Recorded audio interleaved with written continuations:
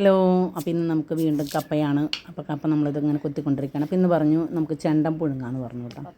അപ്പോൾ ഞാനങ്ങനെ അത് കൊത്തിക്കെടുത്തു. ഞാൻ മാത്രമല്ല, അവിടെ ചേട്ടനാണ് സഹായിച്ചത് സത്യം പറയാൻ വെച്ചിട്ടുണ്ടെങ്കിൽ. അപ്പോൾ ഞാനതിങ്ങനെ കൊണ്ടുവന്ന് കഴിഞ്ഞിട്ട് ഇങ്ങനെ നമുക്കത് തോട്ടിലിട്ടൊന്ന് കഴുകാം. അപ്പോൾ ഞാൻ നോക്കിക്കഴിഞ്ഞപ്പോൾ ഇത് കഴുകി എനിക്ക് അതിൻ്റെ അത് നന്നായിട്ട് എന്താ പറയുക, വെള്ളത്തിൽ ക്ലിയറാക്കി എടുത്താൽ അതിൻ്റെ എല്ലാ ഇതും പോകുമല്ലോ. അപ്പോൾ അതിന് വേണ്ടി തോട്ടിലേക്ക് വന്നതാട്ടാ. അത് കഴിഞ്ഞ് ഞാനിപ്പോൾ നിങ്ങൾ കഴുകാണ്. അപ്പോൾ ഇവിടെ അമ്മയാണെങ്കിൽ അമ്മയും ചേട്ടനും കൂടി ഭയങ്കര തകർപ്പൻ വർത്താനം. അപ്പോൾ അവരങ്ങ് വർത്താനം പറയട്ടെ എന്ന് ഞാനങ്ങ് വിചാരിച്ചു. അപ്പം ഞാൻ എന്ത് ചെയ്തു, ഒന്ന് കഴുകി എടുക്കുവാണേ. അപ്പോൾ ഇവിടെ ആകുമ്പോൾ നന്നായിട്ട് കഴുകിയെടുക്കാമെന്ന് വിചാരിച്ച് ഞാനിങ്ങോട്ട് ഇറങ്ങിപ്പോന്നതാട്ടാ.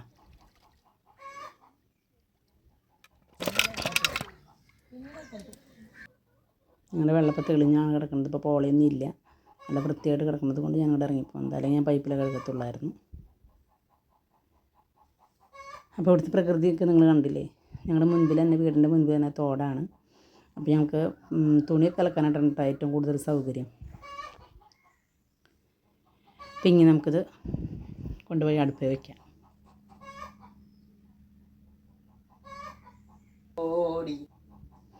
അടുപ്പിൽ ഞാൻ തീ കൂട്ടി.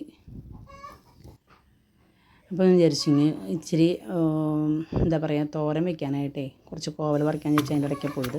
അപ്പോൾ നമുക്കിതിന് കൂട്ടാനായിട്ട് പച്ചമുളക് ചമ്മന്തിയാണ്. അപ്പോൾ പച്ചമുളകും കുറച്ച് ഉള്ളിയും കൂടി ഞാൻ എടുത്തു.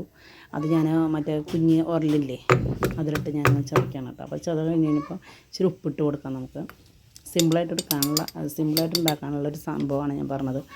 കറിയൊന്നും ഇല്ല, പെട്ടെന്ന് നമുക്ക് ചെയ്തെടുക്കണമെങ്കിൽ ചെയ്തെടുക്കാം. അപ്പോൾ ഇതിൽ ഇത്തിരി ഉപ്പ് പോരായിട്ടുണ്ടായിരുന്നു. അപ്പോൾ ഞാൻ ശകലവും കൂടി ഉപ്പിട്ടു. ഈ വെളിച്ചെണ്ണയാണ് ഒഴിച്ചു കൊടുക്കുന്നത്. അപ്പോൾ വെളിച്ചെണ്ണ കൂടി ഒഴിച്ച് കഴിഞ്ഞപ്പം പച്ചമുളകും ഉള്ളിയും ഉപ്പും വെളിച്ചെണ്ണയും മാത്രം മതി നമുക്ക് ഈ കാര്യത്തിന്. അപ്പോൾ ഇതെല്ലാം കൂടി കൂട്ടി ഇളക്കി വൃത്തിയാക്കി പാത്രത്തിലേക്ക്. അപ്പോൾ ഞാൻ ആ എന്താ പറയുക, ഇടിക്കല്ലൊന്ന് കഴുകി ഇറാൻ വിചാരിച്ചിട്ട് ഞാൻ ഇടിക്കല്ലൊക്കെ ഒന്ന് കഴുകി വെച്ചു. അല്ലെങ്കിൽ പിന്നെ അത് അവിടെ എടുക്കാം. അപ്പോൾ അതിന് ശേഷം ഞാൻ 2 വാഴ വെട്ടാൻ പോയി അതിൻ്റെ ഇടയ്ക്ക്.